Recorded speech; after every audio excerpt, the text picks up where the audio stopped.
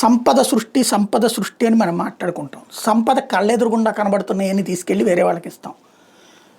అన్ని ప్రభుత్వ ఆసుపత్రుల్లో ఆరోగ్యశ్రీ ఆపరేషన్లు చేస్తే 3 డబ్బులు మిగిలినట్టేగా, అది సంపద సృష్టే కదా.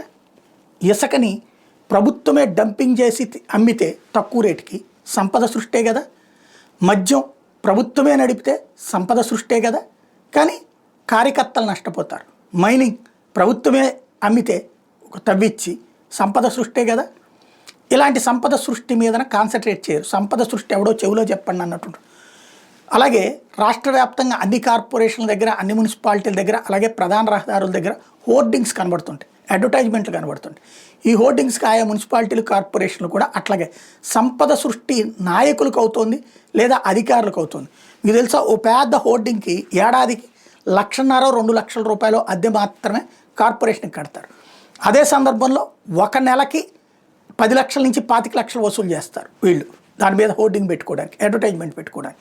మరి అదే ప్రభుత్వమే చేసుకుంటే బోలెడు డబ్బులు మిగులుతాయిగా, కార్పొరేషన్స్కి డబ్బులు వస్తాయిగా, మున్సిపాలిటీలకు డబ్బులు వస్తాయిగా.